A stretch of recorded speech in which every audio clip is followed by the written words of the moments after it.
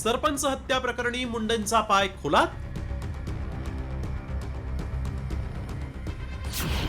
मुंडेंवर खुनाचा गुन्हा दाखल करा।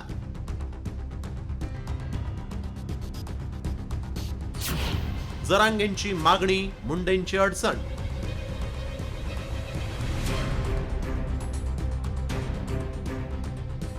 सरपंच हत्येशी संबंधित प्रकरणात धनंजय मुंडेंचा निकटवर्तीय वाल्मिक कराडवर मोक्का लावण्यात आल्यानंतर धनंजय मुंडेंच्या राजीनाम्याची मागणी केली जात आहे। मात्र आता या प्रकरणात एक नवा ट्विस्ट आलाय।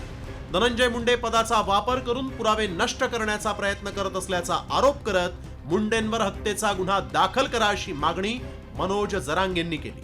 त्यामुळे एकच खळबळ माजली। तर सरपंच देशमुखांच्या हत्येनंतर पोलिसांनी कुणाच्या दबावामुळे आरोपींचे फोन ट्रेस केले नाहीत असा सवाल धनंजय देशमुखांनी उपस्थित केला आहे।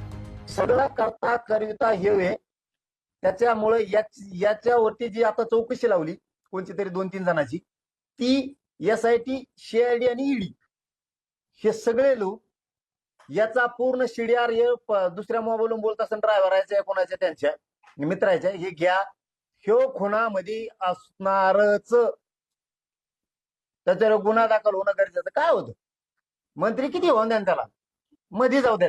12:30 वाजता एक कॉल केला होता विष्णू चाटेला, त्यांनी कॉल रिसीव्ह केला होता आणि ह्या सगळ्या आरोपीचे मोबाईल 11 वाजेपर्यंत चालू होते। जर इकडून गाडी तिकडं चौसाळ्याकडे जाते, गाडी जागेवर सुटते, आरोपी फरार होत आहेत, की कुठल्याही प्रकारचं त्यांना ट्रेस नाही केलं, मोबाईलला टावर लोकेशन घेतले नाही आणि आरोपी गाडी सोडून पळून जात आहेत आणि तुम्ही त्या गाडीचा पोलीस तर गाडीचा पाठलाग करतायत आणि आरोपी गाडीतून उतरून पसार होत आहेत, तुमची गाडी तर त्याच्याच मागे। म्हणजे हे खूप चुकीच्या पद्धतीने तपास झालेला आहे। सरपंच संतोष देशमुख हत्या प्रकरणाला 59 दिवस झाले। या प्रकरणी आतापर्यंत 8 आरोपींना अटक करण्यात आलेली आहे, तर कृष्णा आंधळे अजूनही पोलिसांच्या हाती लागलेला नाही। त्यातच धनंजय मुंडेंशी संबंधित वाल्मिक कराडवर खंडणी प्रकरणी मोक्का लावण्यात आलाय।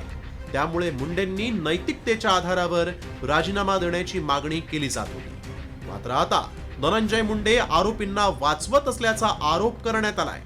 एवढंच नाही तर धनंजय मुंडे, त्यांचा ड्रायव्हर आणि मित्रांचे CDR तपासण्याची मागणी मनोज जरांगेंनी केली आणि त्यावरून मुंडेंनी संताप व्यक्त केला आहे।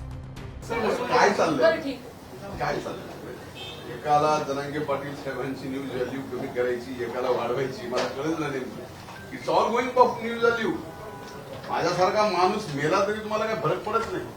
मी कुणाची हत्या करायचा विषय सोडून द्या, आज याची पूर्ण चौकशी CID, SIT आणि न्यायालय। त्यामुळे माझ्यासारखा संवैधानिक पदावर बसलेला माणूस या बाबतीत बोलला नाही पाहिजे। आधीच दमानियांच्या घोटाळ्यामुळे हैराण झालेल्या मुंडेंवर आता हत्येचा गुन्हा दाखल करण्याची मागणी करण्यात आली। त्यामुळे मुंडेंच्या अडचणीत वाढ झालेली आहे। SITचे अधिकारी धनंजय मुंडेंचे CDR काढून चौकशी करणार का, हा खरा सवाल आहे। ब्युरो रिपोर्ट, साम TV न्यूज।